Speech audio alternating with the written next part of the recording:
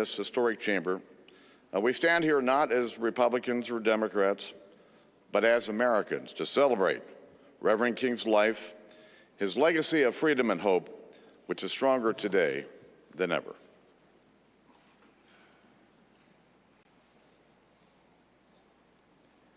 Ladies and gentlemen, the Majority Whip of the United States House of Representatives, the Honorable James Clyburn. I first met Martin Luther King Jr. on the afternoon of October 14th, 1960. It was the same day that I met the Honorable John Lewis. On that evening, we all gathered in a room in one of the buildings at Morehouse College, and we sat up with Dr. King until around 4 a.m. the next morning. When I left that meeting and finally retired to bed on that morning, I had internalized the philosophy of nonviolence as a tactic for social change.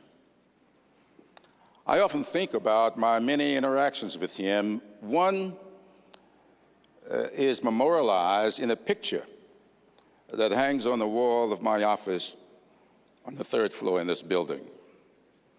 It's a picture of Dr. King's last visit to South Carolina before his untimely death.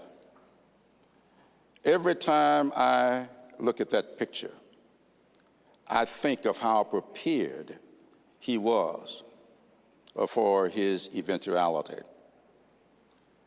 I often think, when I look at that picture, of his letter from the Birmingham City Jail, a letter in response to a letter that he had received from 8 clergymen, counseling him that although they thought his purpose was right, his timing was wrong. King, in his response to them, said, "You know, time is neutral.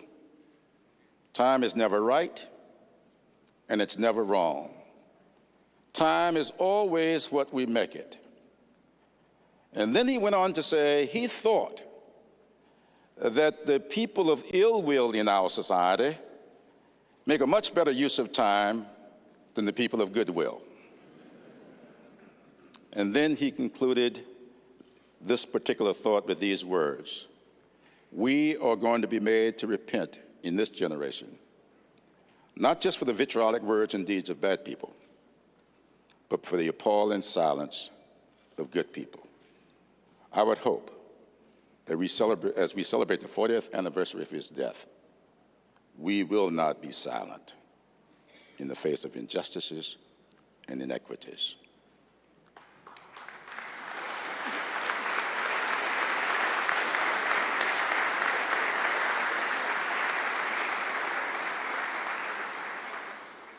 Ladies and gentlemen, the Honorable John Lewis.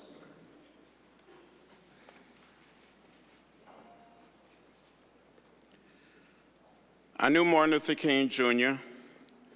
He was my friend, he was my big brother, my inspiration, my leader, my hero, and later my colleague in the struggle for civil rights. This man of nonviolence and love inspired hundreds, thousands, and millions of people to follow the path of reconciliation and peace.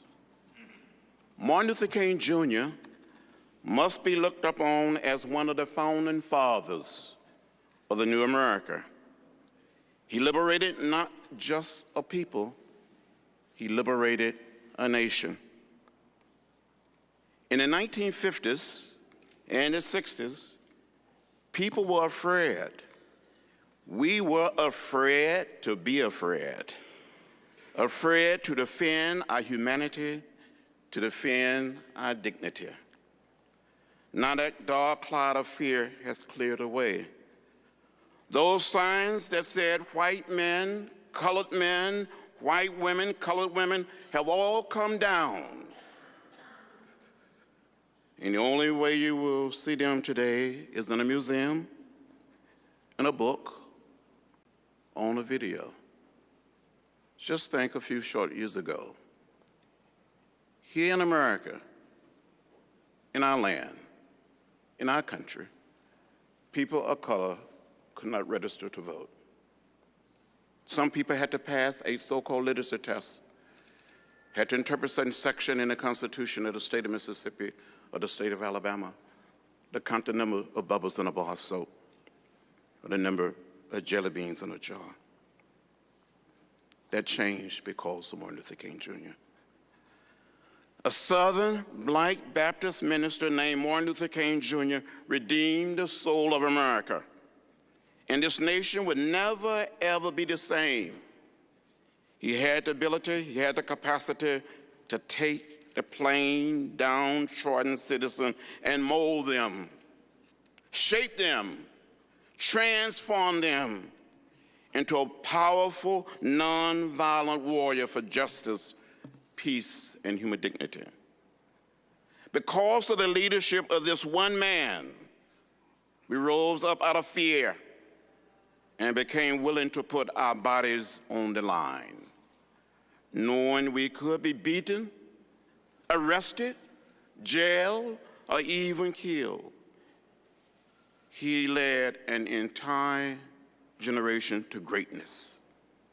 If Martin Luther King Jr. were here today, he would say, feed the hungry, house the homeless, visit the sick, visit those in prison, and he would urge us to find a way to lay down the tools of violence and war. Martin Luther King Jr. once said, there is no way to peace. Peace is the way.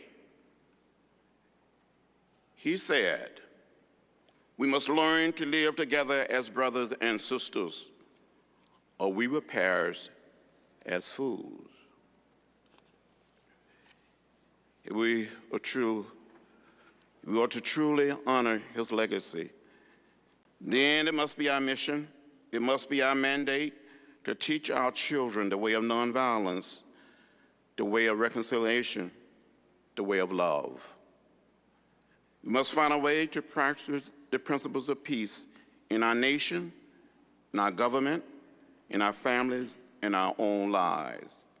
As a nation and as a people, we're more than lucky, but we're very blessed that Martin Luther King Jr. passed this way.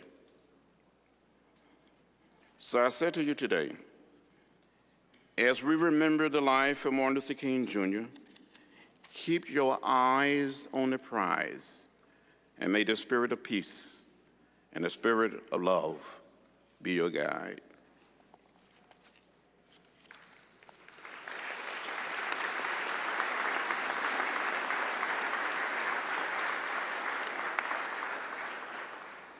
Ladies and gentlemen, the Honorable Carolyn Cheeks Kilpatrick.